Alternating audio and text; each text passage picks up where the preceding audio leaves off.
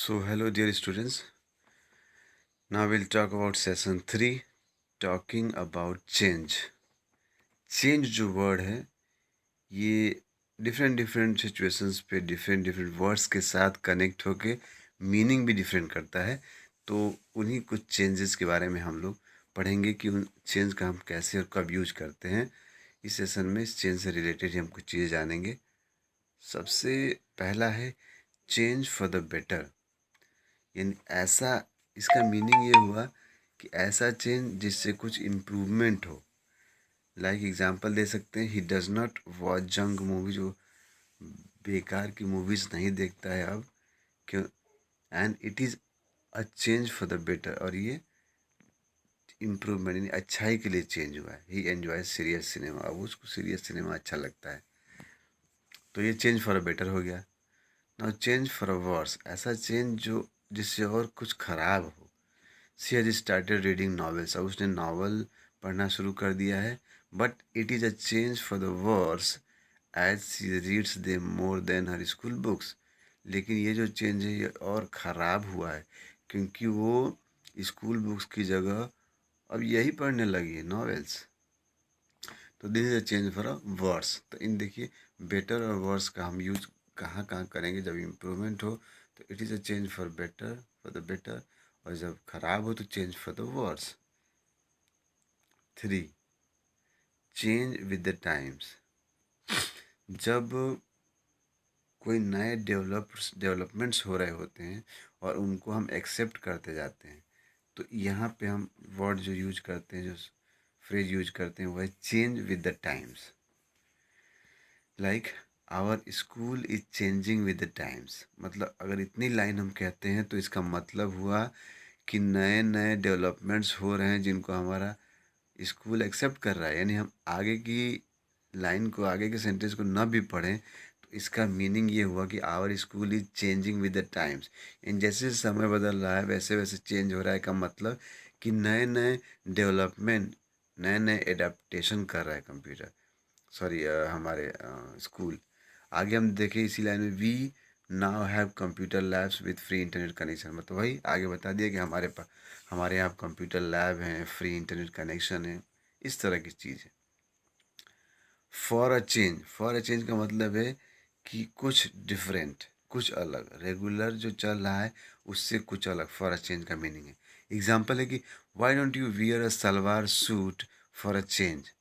इतने को अगर हम देखें तो इसका मीनिंग ये है कि आप सलवार सूट क्यों नहीं पहनती हो तुम, एक चेंज के लिए। चेंज का मतलब कुछ कुछ डिफरेंट करो, रेगुलर साड़ी पहन रही हो। आगे देखें तो you always wear sari, yes, कह रहा है कि हमेशा ही साड़ी पहनती रहती, क्यों नहीं कुछ डिफरेंट ट्राई करो। तो फॉर अ चेंज का मतलब यहाँ कुछ डिफरेंट से मतलब है। टाइम फॉर अ चेंज, इसका मतलब है कि जब टाइम ऐसा है कि इस समय हमें खुद अब चेंज करने की ज़रूरत है। टाइम फॉर अ चेंज, अगर मैं कह रहा हूँ कि टाइम फॉर अ चेंज, यानी मैं कुछ दूसरा करने जा रहा हूँ, कुछ। एग्जाम्पल है, I asked her if she wanted a cake for a birthday and she said, मैंने उससे पूछा कि तुमको तुम्हारे बर्थडे पे केक चाहिए, तो उसने कहा it's time for a change, अब कुछ डिफरेंट करने की ज़रूरत है।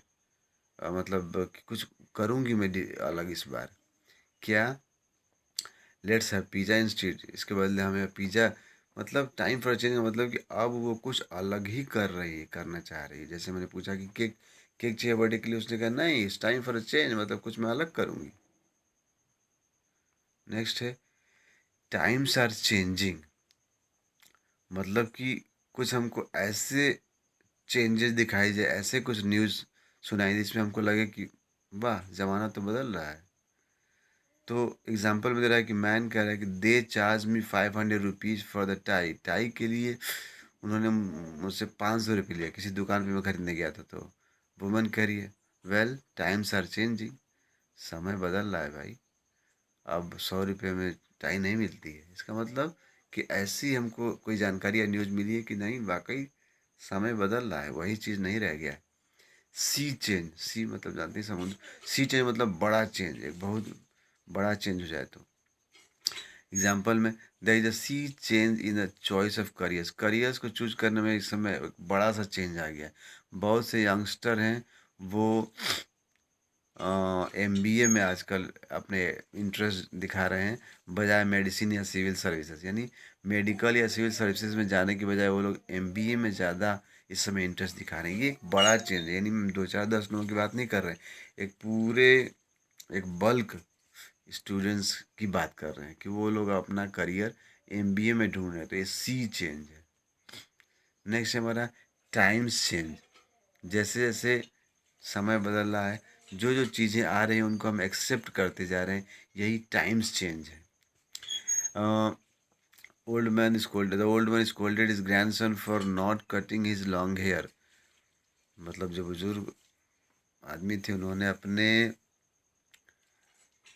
ग्रैंडसन से कहा कि इतने लंबे लंबे बाल क्यों नहीं कटवाते हो। He said that when he was young he had to keep it short and oiled. कि जब उन्होंने कहा कि जब मैं छोटा था तो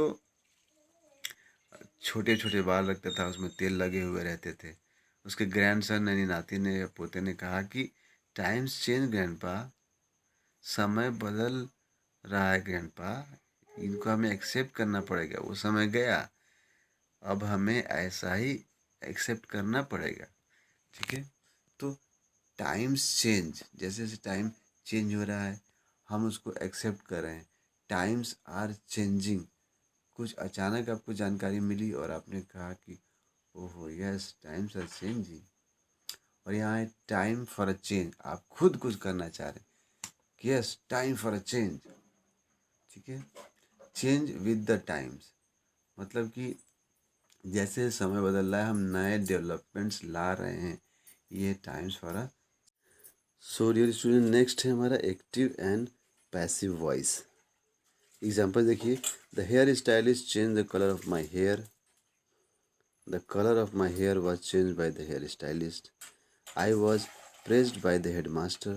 The headmaster praised me. इसमें आप डिफरेंस देखें एक्टिव और पैसिव में, तो जो वर्क कर रहा है सब्जेक्ट, अगर वो तब तो वो एक्टिव है, लेकिन जो वर्क कर रहा है सब्जेक्ट वो बाद में है तो पैसिव है।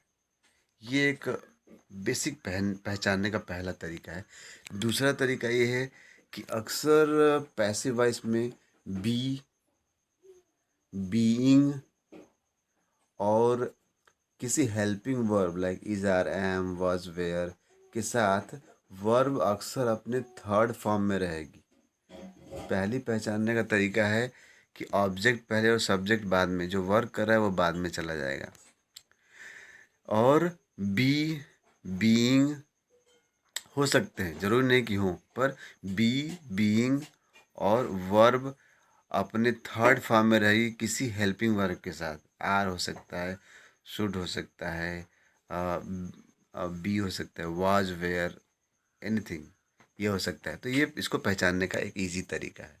तो देखिए, the hair stylist change the colour of my hair. तो the colour of my hair was change by the hair stylist में बाई का यूज रहेगा।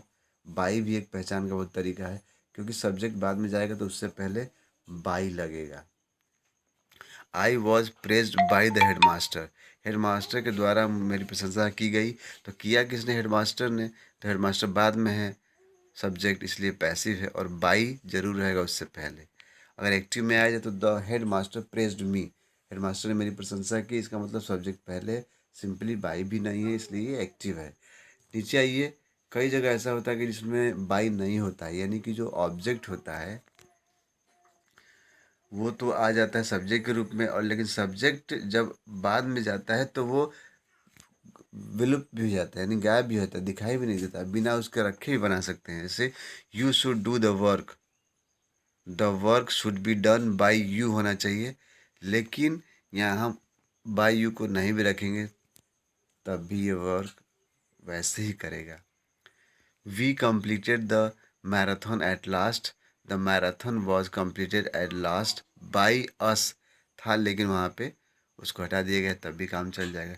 Has she finished her homework, question में है तो क्वेश्चन में ही रहेगा। हैज़ हर होमवर्क पहले आ गया। Has her homework been completed. मैंने कहा था आपको बी, बीइंग, बीन ये भी पहचान रहेगी। वर्ब अपने थर्ड फॉर्म में, is, are, am, was, were, helping verbs हो सकती हैं, वर्ड अपने थर्ड फॉर्म में ही रहेगी। तो ये हमारा active voice, active and passive voice. ये इसमें से आप पहचान सकते हैं कि कौन सा एक्टिव है कौन सा पैसिव है, जो मैंने तरीका बताया है। और पहला है दे हैव बीन स्कोल्डेड, ठीक है। तो उन्हें डांटा गया, यानी डांटने वाला कोई और है। अब मैंने कहा था कि वो बाद में छुप भी सकता है, तो यहीं पे बाई किसके द्वारा, वो छुपा दिया गया है, इसका मतलब ये पैसिव वॉइस है। क्योंकि अगर वो पर्सन रहता तो वो सब्जेक्ट पहले होता, क्योंकि दे हैव बीन स्कोल्डेड, वो डांटे गए, किसके द्वारा डांटे गए, सब्जेक्ट नहीं है पहले, इसका मतलब ये पैसिव है। I bought some clothes yesterday, मैंने कल कुछ कपड़े खरीदे, तो मैंने खरीदे सीधे सब्जेक्ट है पहले, तो ये सीधी सी बात है कि ये एक्टिव है। तो इस तरह से आप इसको आइडेंटिफाई करिए एक्सरसाइज को। आगे इसमें से टिक द करेक्ट ऑप्शन है, इनको करिए। उसके बाद नेक्स्ट कोई प्रॉब्लम हो तो ज़रूर मुझे मैसेज करिए। Thank you, have a good day.